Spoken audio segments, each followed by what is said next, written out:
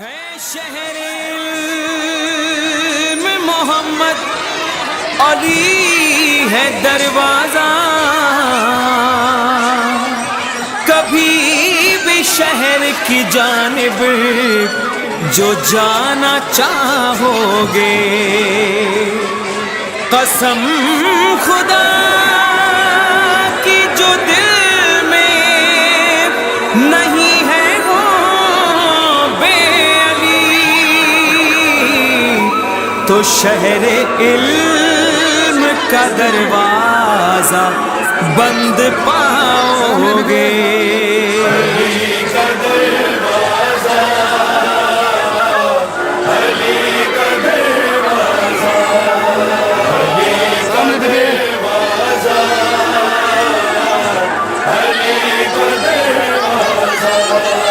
بھلا عظیم ہے کتنا علی کا دروازہ،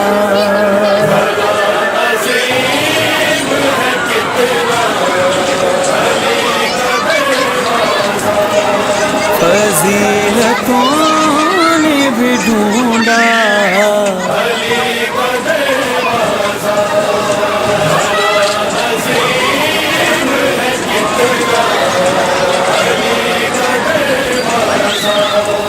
کھڑے تھے لوگ بہت انتظار میں، لیکن کھڑے تھے لوگ بہت انتظار میں، لیکن ستارہ دیکھ کے اترا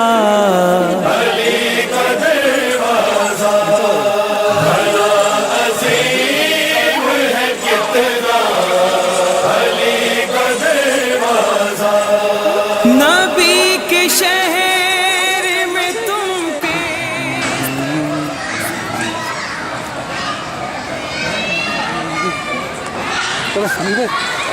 Laat het met survey kata wat dan? Jij het met survey kata wat dan? Hè? एकदम मोटू છે કેમ થાય છે કેમ survey થાય છે બધું? જાવું નહીં જાવું હું સાથે સાથે તો મને છે ને થોડા હા ચક્કર કે મજા પડી બહુ મજા પડી પ્રેમા આ રાતના સુતા સપના કરશે મજા પડે છે લોકોને હા oui super super قسم ہے خانہ کعبہ تیرے تبسم کی، قسم ہے خانہ کعبہ تیرے تبسم کی، خدا کے گھر میں بھی دیکھا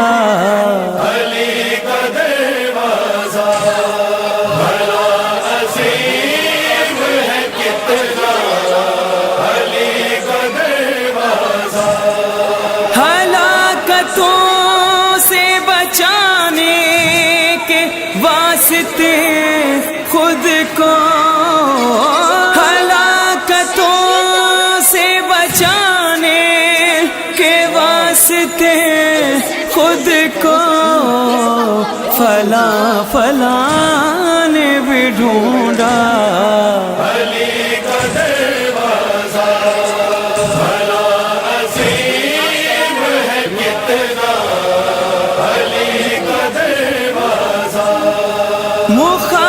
مخالفین بھی یہ سوچ کر یہاں پہنچے، ہاں مخالفین بھی یہ سوچ کر یہاں پہنچے، کبھی نہ بند ملے گا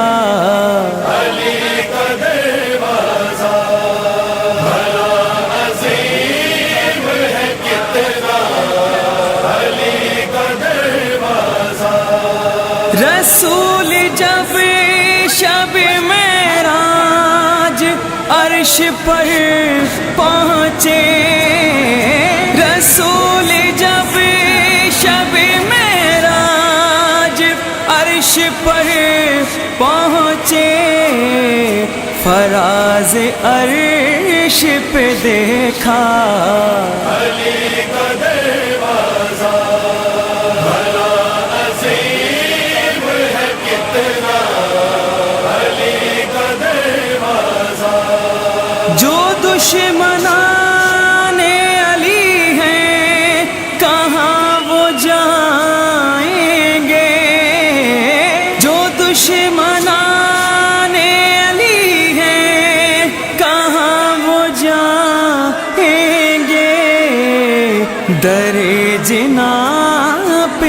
लिखा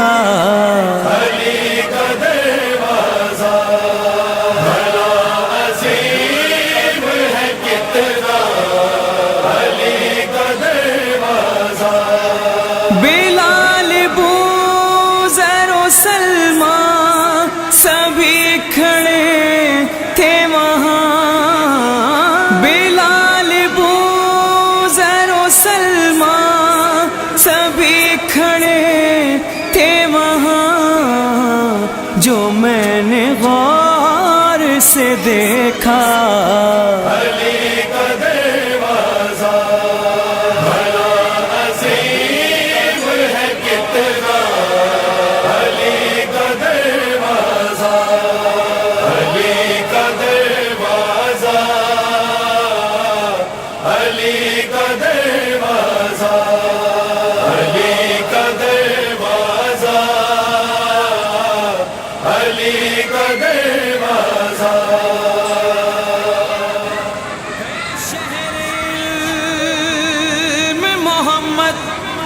अली है दरवाजा कभी भी शहर की जानिब जो जाना चाहोगे कसम खुदा की जो दिल में नहीं है वो बे अली तो शहर इल्म का दरवाजा बंद पा દાનિશભાઈ સલામ અલૈકુમ વરહમતુલ્લાહિ વબરકાતુહુ તમારી આજે હાજરી અહીંયા પારા ધેલેફ તરીકે છે તમારી જિંદગીમાં આવું મદ્રેસાની કાદરમાં બચ્ચાઓ સાથે જોયા છો કોઈ વખતે ના હું તો નથી જોયો હું તો મદ્રેસા ગયો છે અને શૂટિંગ આવા યુરોપ દેશના અંદરમાં આવો માહોલ અને સ્પેશિયલમાં આપણા માટે ઘણા દેશોમાં લોકો કહે છે કે છે vraiment difficile પણ આપણે આ નામુમકિન કામને મુમકિન કરી શક્યા તો મને લાગે છે કે આપણા માટે બહુ મોટો પાછ છે અને મને એમ થાય છે કે ઇન્શાલ્લાહ આગળ જતાં પોસિબલ છે કે આવતા વર્ષે વળી આપણે કાંઈ એવું નવું દેખાશે તો આપણે પાછું કાંઈ ઓર્ગેનાઇઝ કરશું અને જેવી રીતના બચ્ચાઓ આમ રમે છે ને ખુશ છે તો મને લાગે છે કે એ લોકોને એવું જરૂર પણ છે અને એ લોકોને એમ થશે કે આપણો મદ્રેસો સિર્ફ દીન નથી પણ આપણું મદ્રેસો જે દીનની તાલીમ આપે છે એના સાથે આપણું મઝહબ આપણને દુનિયાવી પણ ઓલું આપે છે રજા આપે છે કે હિજાબની સાથે dans le cadre de l'islam on peut profiter de la vie aussi તો એનાથી આપણા બચ્ચાના મગજમાં એમ થશે કે ઇસ્લામ ખાલી મઝહબ નથી નમાઝ મદ્રેસો જ નથી પણ ઇસ્લામ આપણને આ બી રજા આપે છે તો એ લોકોને બે એક જાતના બેલેન્સ થઈ જશે એ લોકોના મગજમાં તો અલ્હમ્દુલિલ્લાહ બહુ પ્રોગ્રામ સારું છે અને ઇન્શાલ્લાહ અલ્લાહ કામયાબ કરે અને ખાસ કરીને જે ભાઈ આ આપ્યા છે અલ્લાહ એની બધી ઉમેદને પૂરી કરે અને જે પણ આ મદ્રેસાના ડાયરેક્ટર સાહેબ છે તેમની એકિપને પણ અલ્લાહ સલામત રાખે અને એ લોકોને કામમાં હજી તોફીક આપે કે વધારે કરી શકે ઇન્શાલ્લાહ અને એ લોકોના के रास्ते में पड़ेगा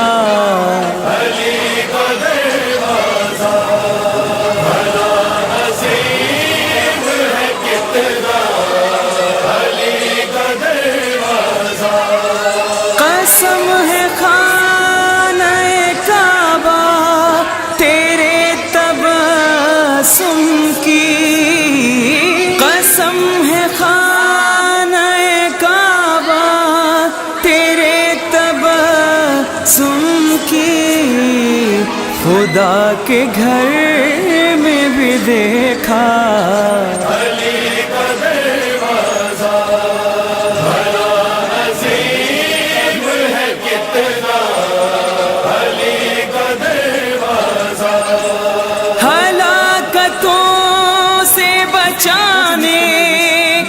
वास्ते खुद को हलाकतों से बचाने के वास्ते खुद को फला फला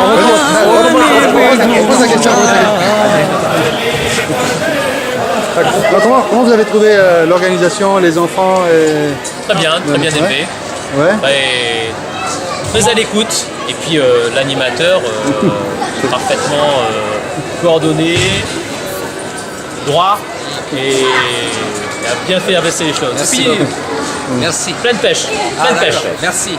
Vous devriez monter dans les gonflables. Hein. Pouvez-vous vous présenter s'il vous plaît, car on ne vous connaît pas tous. Pouvez-vous vous présenter auprès de la télé Croja s'il vous plaît?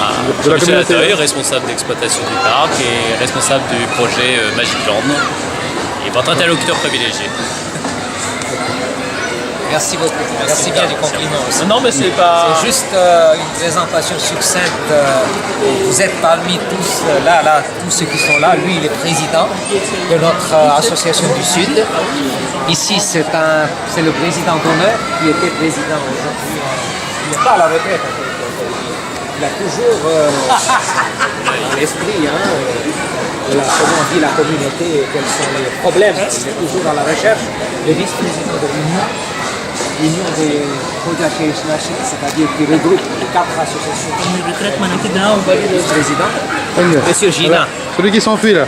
c'est lui qui s'enfuit, toujours dynamique, chef d'entreprise et en même temps à l'écoute des enfants et de la communauté.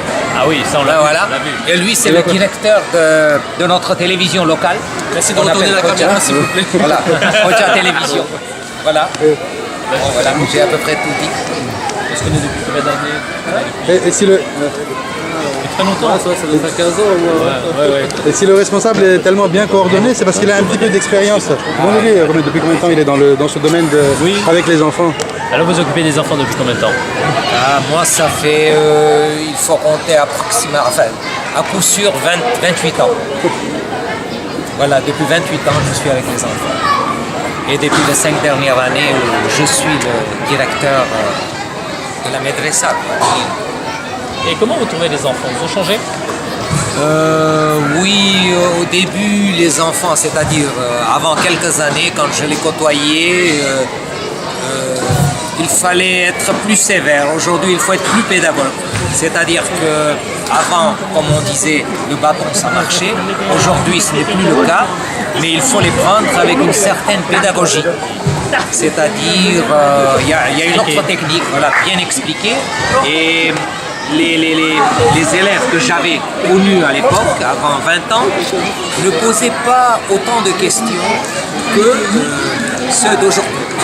Donc ils ont beaucoup de choses à demander. On dirait qu'ils sont beaucoup ouverts et qu'ils veulent savoir beaucoup plus. Il y a la soif du savoir, alors qu'avant ils étaient plus réservés. Ça ne veut pas dire qu'ils n'avaient pas la connaissance. Non, ce n'était pas une question de connaissance, mais c'était le contexte, la situation contextuelle de l'époque. Comme nous, on était pareil, à peu près dans la même situation, nos enfants. Et après, aujourd'hui, les enfants d'aujourd'hui, ils ont complètement changé de mentalité.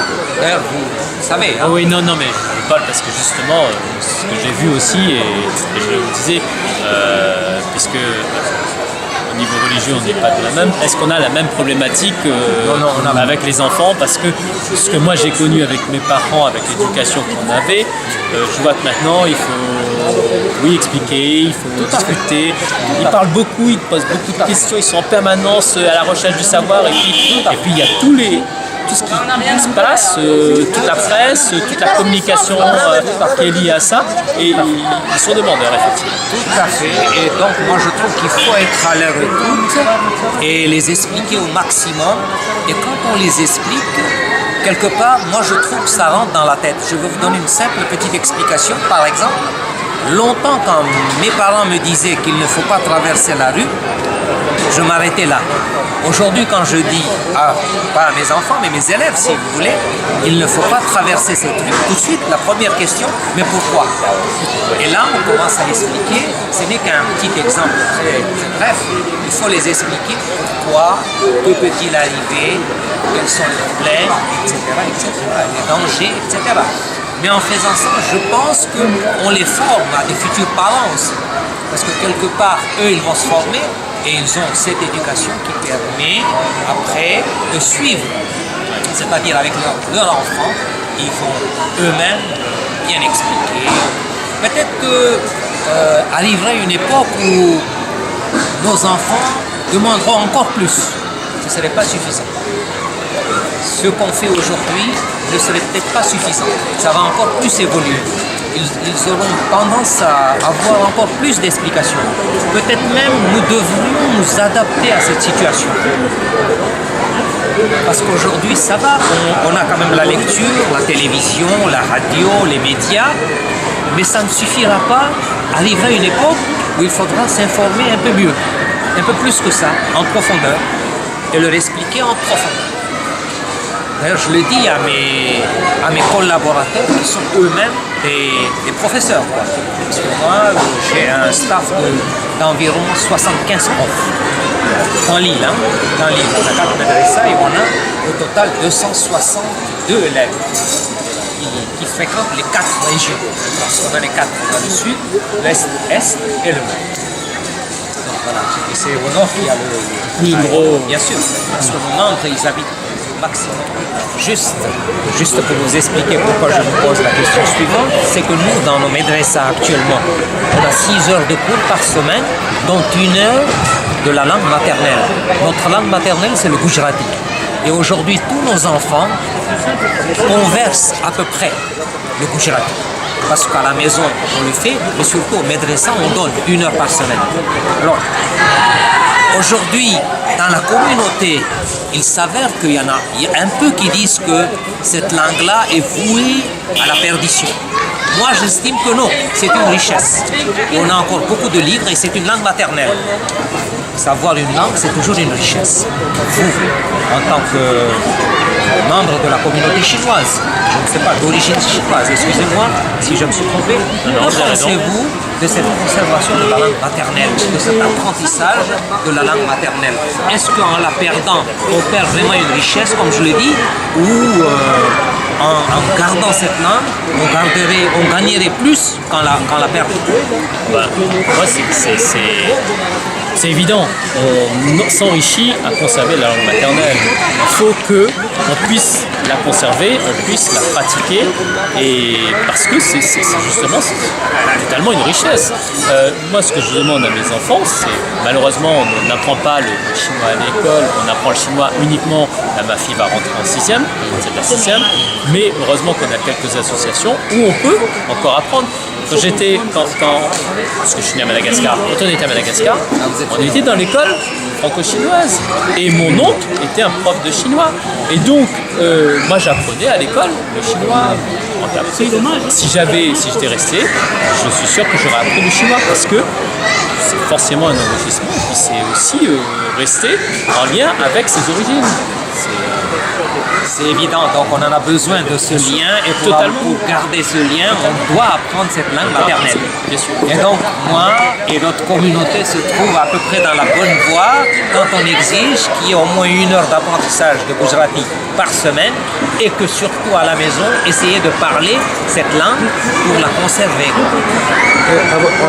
Dans votre communauté, il y a des efforts qui sont faits dans ce sens pour préserver la langue? Oui, depuis quelques années, effectivement, les associations chinoises dispensent des cours de chinois. Ce qu'ils ne faisaient pas, moi je me rappelle, il y avait une école franco-chinoise ici à Saint-Denis qui a disparu.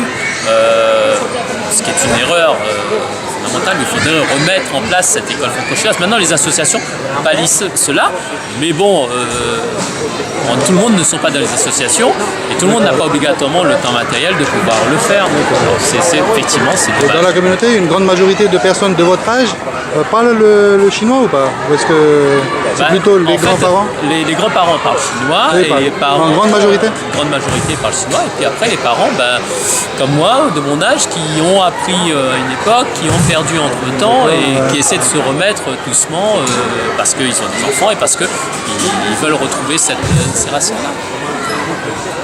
C'est difficile. Merci beaucoup. Merci d'avoir répondu à toutes ces questions parce que pour nous c'est enrichissant et que quand vous, en tant que membre de la communauté chinoise, vous dites tout ça, c'est que nous, ça me conforte dans nos orientations surtout. Parce que moi, il est de mon devoir chaque année de fixer une orientation de la madrasa. Donc, des fois, il arrive des questions telles questions. Est-il encore nécessaire? Est-il utile? Etc. Moi, je maintiens mon cadre. Peut-être vu mon âge, mais bon, moi j'ai connu quand même avec l'âge, on a une certaine expérience. Moi, je trouve qu'il ne faut pas lâcher. Bon, voilà. Merci beaucoup.